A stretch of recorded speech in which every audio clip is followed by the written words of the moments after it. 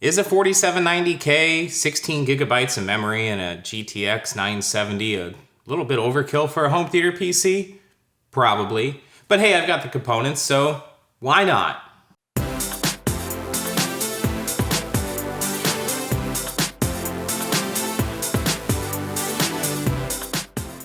Hello everybody and welcome to Tech Uploaded. I am Chris as always, and today it's finally time for the home theater PC rebuild. Now this is a completely unnecessary project that I just decided to take on after kind of upgrading my desktop and doing a couple of other various things. I ended up with enough components to kind of overhaul my home theater PC build from a couple of years ago.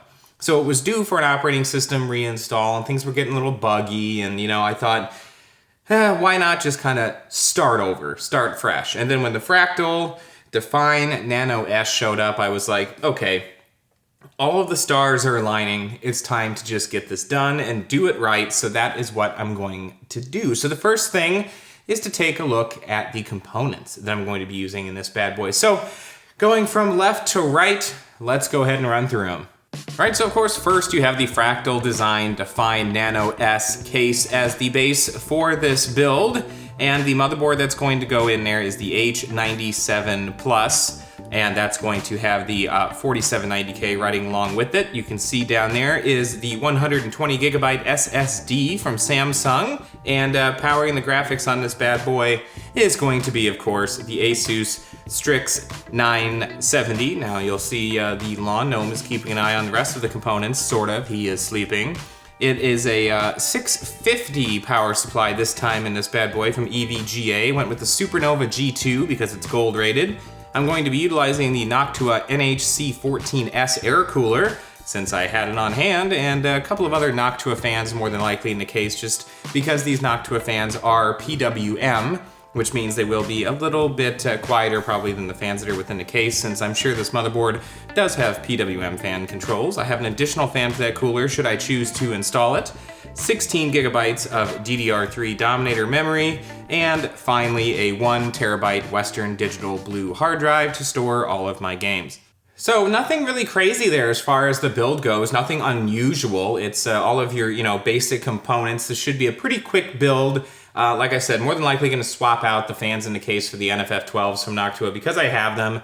And then again, this cooler is a little bit bizarre, but it's here and I think it'll perform well. And it is air cooling, which is what I prefer to use in the home theater PC since I'm not really going to be checking up on it all that often.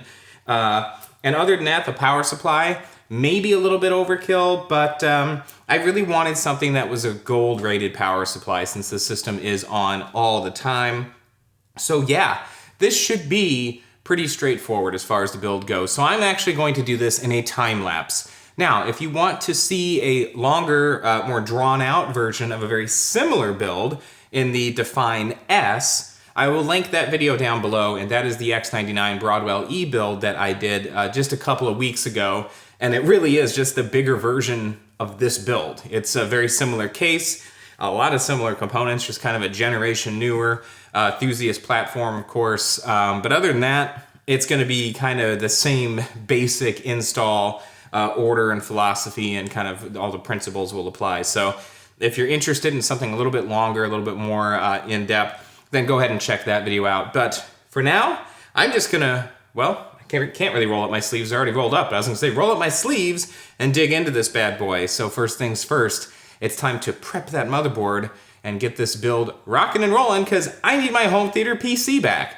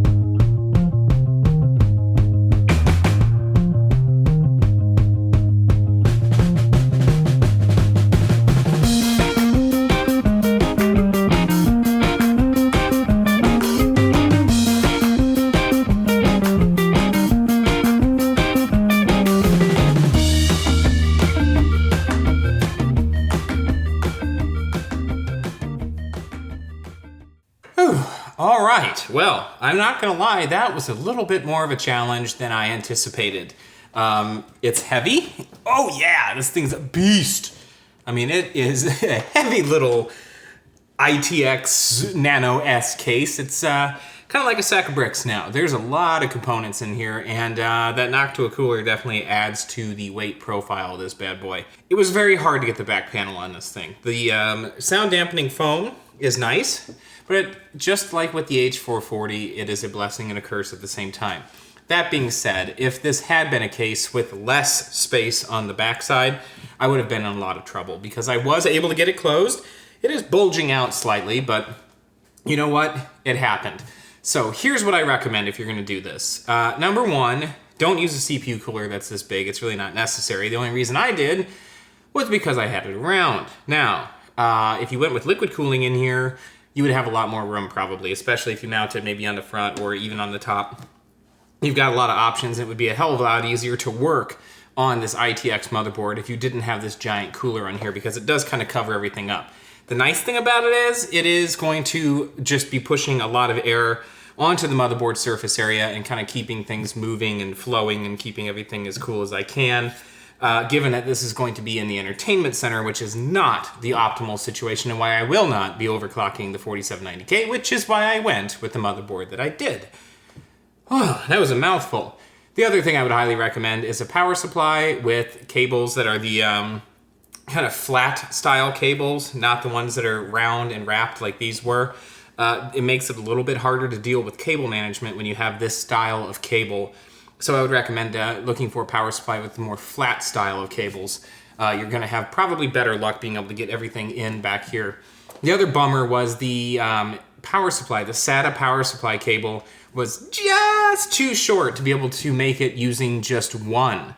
So I had to run two of them from the power supply, which added more mess to the back of this small Nano S case. So those things all kind of contributed to having a lot to deal with, but the biggest challenging factor of this build was the CPU cooler. So I would highly suggest maybe looking at something smaller, maybe something a little more low profile, or like I said, just going with an all-in-one. I think that's going to be your best bet in this case. It's kind of what it was designed for, but you know me, I go against the grain because why not?